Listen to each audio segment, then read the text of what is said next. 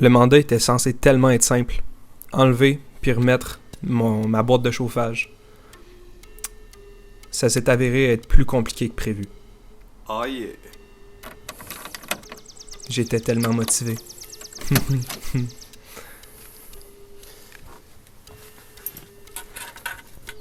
On commence par juste enlever le connecteur négatif de la batterie pour s'assurer que je meurs pas.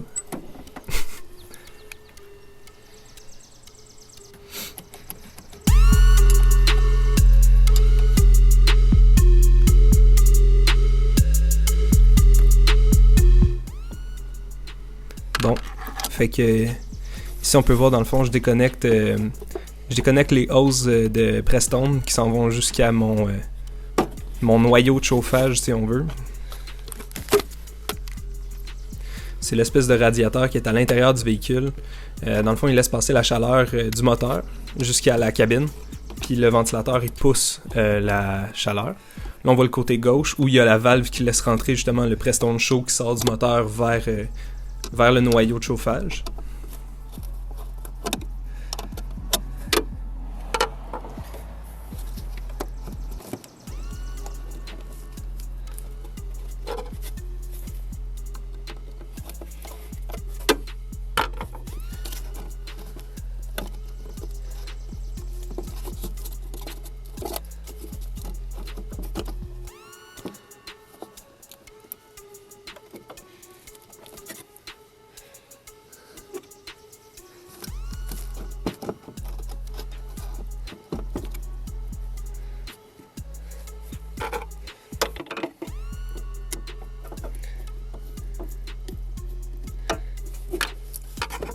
Finalement, au lieu de m'attaquer à la partie qui était plus près du noyau, je m'attaque à la hose ici.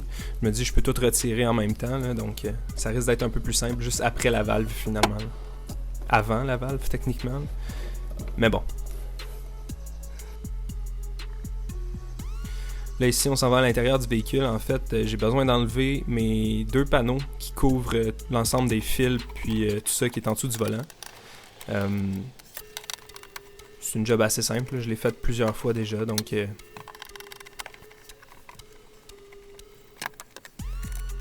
qui est important de se rappeler, c'est de toujours remettre les vis que tu enlèves là où tu les as enlevées. Sinon, ça peut facilement être perdu, des petites vis comme ça, là. Même chose ici, en fait, là. Bon, puis là, c'est autour du coffre à gants. Donc... J'ai réussi à l'enlever, non pas sans problème, mais j'ai réussi quand même. Donc on le voit ici là, qui est enlevé. Puis là, ensuite, c'est autour de la colonne centrale pour que je puisse me rendre là justement le Whittaker. On commence par enlever le porte-gobelet cheap. Ensuite, c'est ça, on s'attaque à la colonne centrale. Je commence avec la radio, le système de radio que j'ai fait récemment. Donc j'enlève les vis. Puis ici on peut voir là, dans le fond l'ensemble du morceau qui tient ensemble. Là il suffit de débrancher ça puis de le mettre de côté. Et de bien entendu de remettre les vis là où elles étaient. Hey, check ça, la magie. Hein? Wow! Ok, puis là il faut que j'enlève les petites vis sur le côté du shifter. Du bras de vitesse, pardon.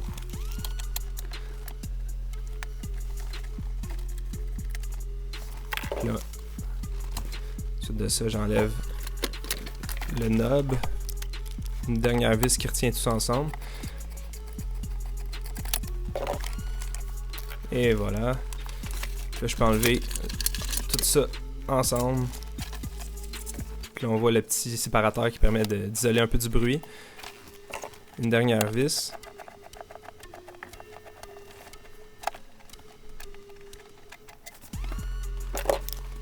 Et voilà. Donc là, il suffit de sortir ça de là. C'est pas évident avec tous les fils. Là. Puis une petite plaquette aussi. Bon, c'est ça. Là, c'est de sortir ça du chemin avec le bras de vitesse, puis le bras de stationnement. C'était pas évident. Mais j'ai fini par l'avoir. Fait que là, comme on peut voir, c'est sorti du chemin. Fait que je suis en mesure de me rendre à la boîte de chauffage qui se situe juste ici. Là, donc là on peut cocher, enlever la console. Donc ça, c'est les plaques en fait qui contrôlent la vitesse de la fan, puis aussi la valve qui laisse passer le press-tone justement. Donc ça, il faut que j'enlève ça pour avoir accès, pour tout enlever finalement le morceau. Là. Même chose de l'autre côté, ça permet de mettre le defrost, donc d'envoyer la chaleur vers la cabine ou plutôt vers le windshield, le pare-brise. Donc voilà. Fait que ça, on voit pas ici, mais je l'ai enlevé. Il y a 2 vis de chaque côté, il a fallu que j'enlève. Puis de filmer ça, ça me permet de me souvenir quels fils vont où. Finalement, le restant du noyau, comme on voit ici, là, la boîte de chauffage, elle tient avec 2 vis. Là, j'ai taponné longtemps. Là. Mais tu sais, longtemps, là, c'est à l'accéléré. Là. J'ai taponné un total, je pense, de 30 minutes là-dessus. Là. Puis là, j'allais au-dessus, j'allais de l'autre côté, je tirais ses fils, ses boyaux. Parce que dans le fond, j'avais un des boyaux qui était encore coincé sur le noyau de chauffage. Donc il fallait que j'enlève ça pour que ça puisse descendre.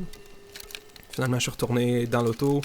Là, c'était du taponnage. Là. Parce que dans le fond, ça passe pas bien.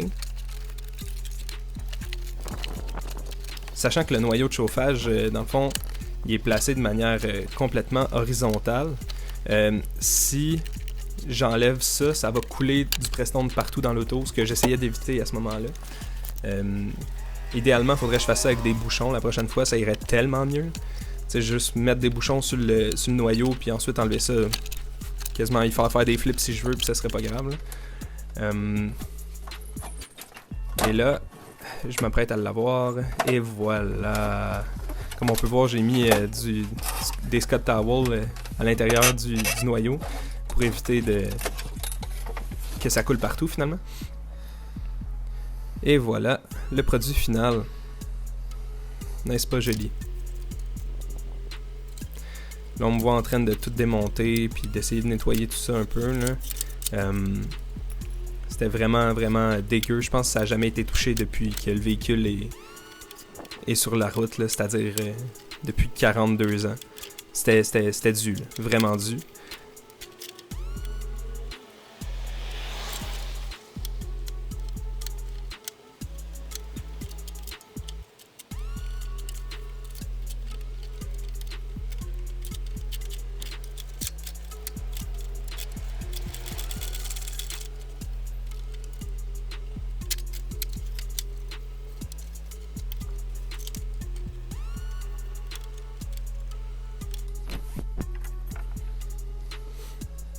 Donc, on peut voir les mécanismes, dans le fond, là, c'est des tiges qui poussent et tirent sur d'autres tiges de métal, finalement, qui, eux, activent des espèces de palettes. C'est ça qui redirige l'air, finalement, soit vers la cabine ou soit vers le pare-brise. Fait que là, j'ai tout mis en morceaux, finalement. Puis, j'ai commencé à m'attaquer avec la brosse là, pour tout bien laver. Puis aussi là je vide le corps parce que je me dis que quand je vais le replacer ça va être beaucoup plus simple.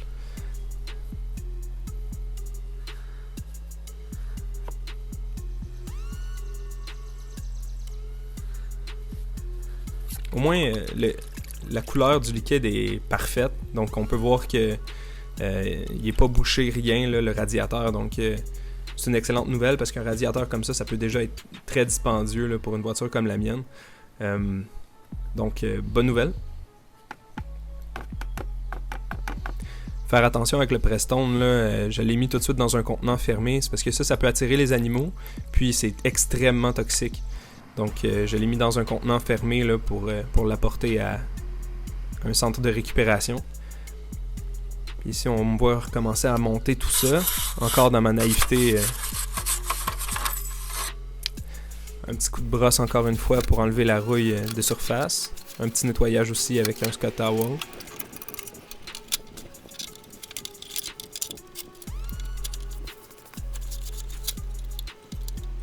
pas tous les jours qu'on veut enlever ça, donc aussi bien le nettoyer puis faire ça comme il faut.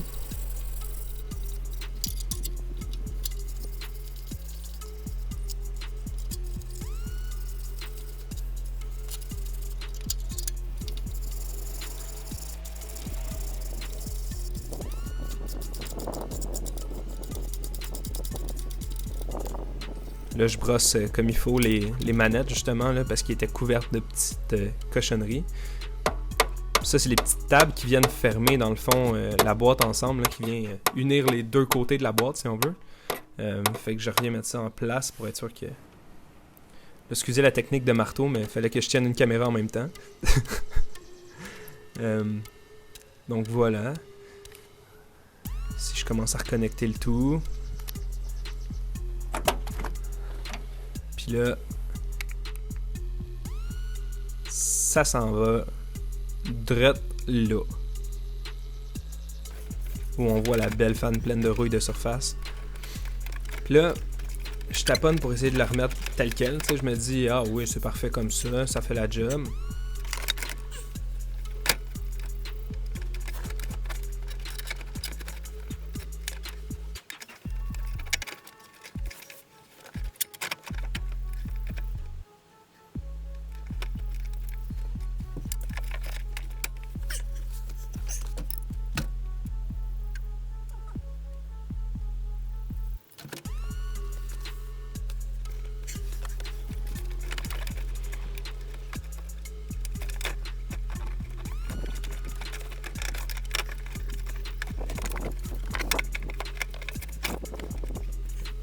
Là, j'essaie d'utiliser la brosse pour retenir la boîte pour que ça tienne le temps que je mette les boulons.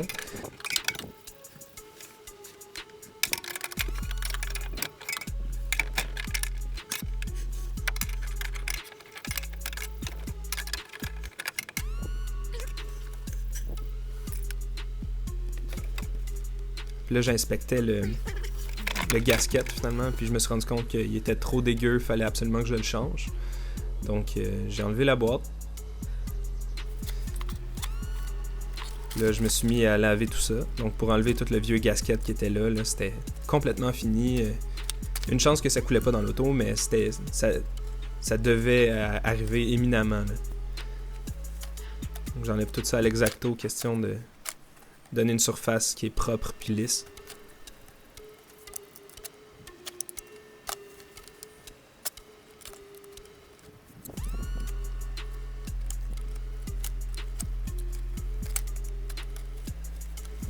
Et voilà. Donc là, c'était rendu tout propre. Fait que c'était de refixer ça là-dessus. Là, on le voit pas, mais c'était rifté à la base. Mais là, j'ai mis des petits boulons qui permettaient de lier finalement la fan au reste de la boîte. Puis là, il fallait que je refixe la valve justement, comme on voit ici. Donc là, je m'apprête à le mettre dans l'auto. Puis là, j'ai tout regratté comme il faut autour. Je vais mettre un peu de sealant et on va poser ça. Ouais, fait qu'on a mis le scellant. Au départ, j'ai mis du scellant à la salle de bain parce que je me disais que c'était ça que j'avais en stock. Grosse erreur. Là, ce qu'on voit pas en fait, c'est que j'ai tout enlevé une autre fois parce que la fan ne marchait pas. Parce que le fil s'était déconnecté à l'intérieur. Là, au moins, ça marche. C'est un grand succès. Une grande fierté. Enfin. Là, ce qu'on voit pas, c'est que ça fait comme 6 heures que je travaille là-dessus. Là, quand je tire ces fils, ce qui fait ce bruit affreux-là, c'est que il y a une palette qui achemine l'air vers la cabine qui entre en contact avec la fan. Fait qu'il a fallu que je plie un peu les palettes de la fan, que j'enlève toutes pour plier les palettes de la fan. Puis ensuite de ça, là, j'ai réussi à réparer le problème. Puis lorsque je tire sur les fils là, pour activer cette palette-là, il n'y a aucun problème, il n'y a aucun bruit. Là. Donc, enfin, j'avais réussi mon mandat. La deuxième fois, en fait, que je l'ai enlevé là, pour la poser pour la dernière fois, j'ai mis un vrai gasket maker. Là.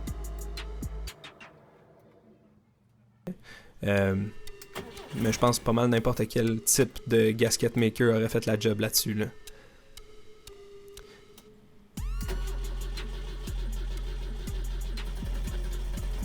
les joies de partir un carburateur. Là, dans le fond, je fais circuler le press-tombe. Puis je m'assure que ça coule pas ni du côté de la sortie, ni du côté de l'entrée. Comme on voit là, c'est du gasket maker orange là.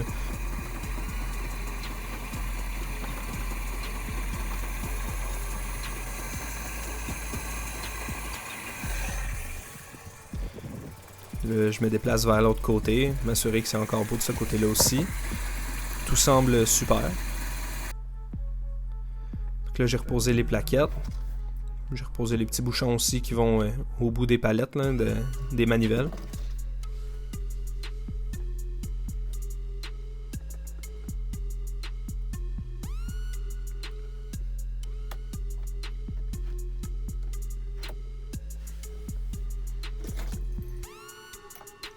Là, je fais juste partir l'auto. Non, pas vous autres.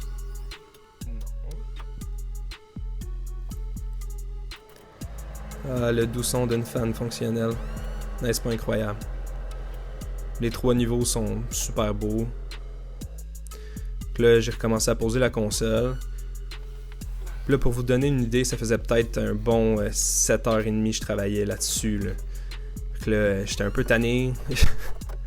La journée était longue, mettons. Donc là, j'ai reposé la boîte à gants. J'ai reposé les panneaux qui allaient en dessous du volant. Puis ma copine et moi, on a été faire une petite balade pour célébrer la fan qui marchait, enfin. On a croisé un méchant beau pick-up. Puis on l'a vu de justesse. Un beau turquoise.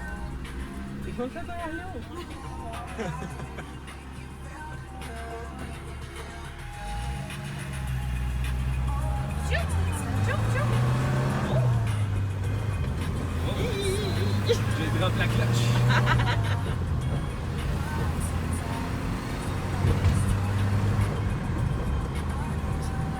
C'était une fin parfaite pour une journée ordinaire.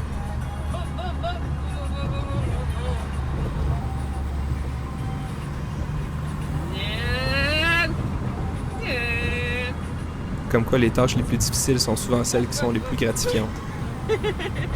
Sur ce, on se revoit une prochaine fois. Ciao là!